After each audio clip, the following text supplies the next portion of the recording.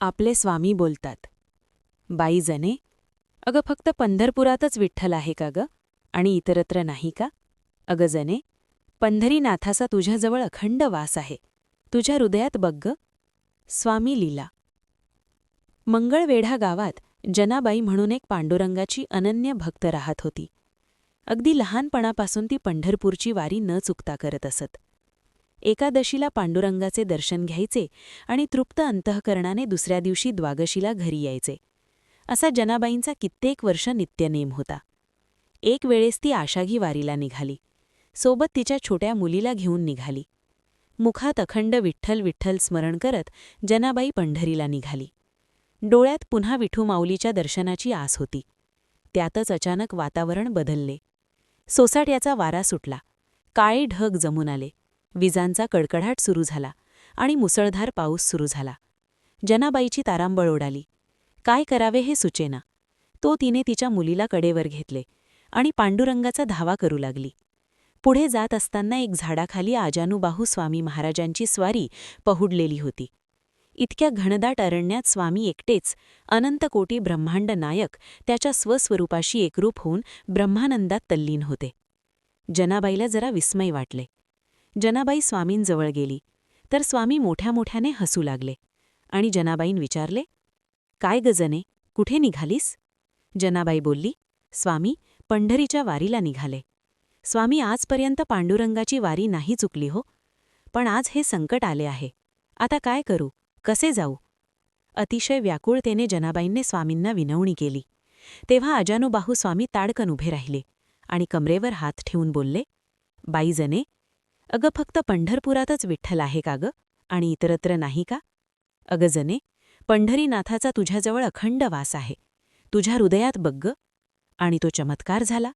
स्वामींच्या ठिकाणी जनाबाईला प्रत्यक्ष पांडुरंगाचे रूप दिसू लागले. जनाबाईस ते पांडुरंगाचे विलोभनीय रूप पाहून क्षणभर समाधीच लागले.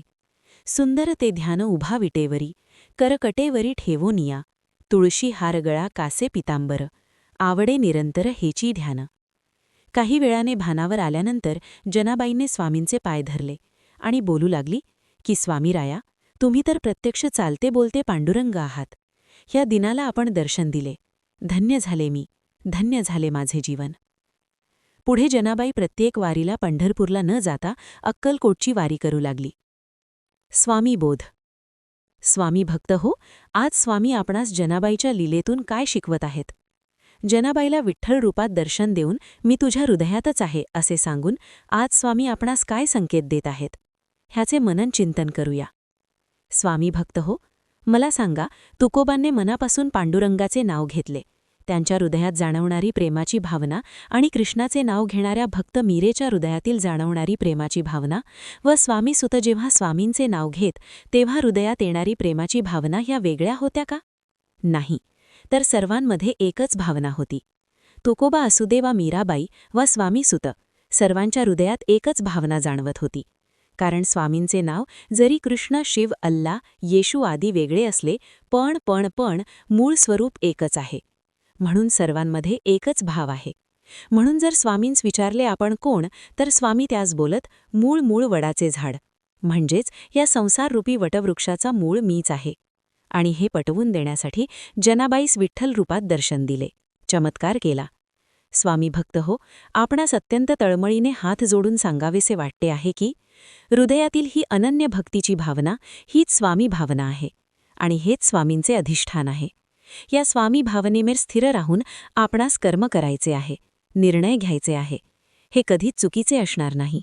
स्वामी भक्त हो, पण जेव्हा जेव्हा आपण अशांत असतो तेव्हा आपण स्वामीपासून दूर जातो. म्हणून आपणास स्वामींना विनंती करायची आहे की, स्वामीराया, तू हृदयात आहेस, मला तुझ्यापासून दूर नको करू. तुझ्या कुशीत मला ठेव. माझे ध्यान सतत तुझ्यावर असू दे. जेव्हा जेव्हा मी श्री स्वामी समर्थ बोलेन तेव्हा मला हृदयातील तुझ्या भावनेवर घेऊन जा. जेव्हा जेव्हा मला तुझी मूर्ती दिसेल, फोटो दिसेल, मला हृदयातील तुझ्या भावनेवर घेऊन जा. तुझी आठवण हृदयात सतत असू दे. संसारिक कर्म करता करता तुझ्या नामाचा, तुझ्या भक्तीची भावना प्रत्येकात वाढू दे. त्यासाठी ह्या शरीराला निमित्त कर आणि आमचे जीवन सार्थक कर. धन्यवाद स्वामी, कोटी कोटी धन्यवाद.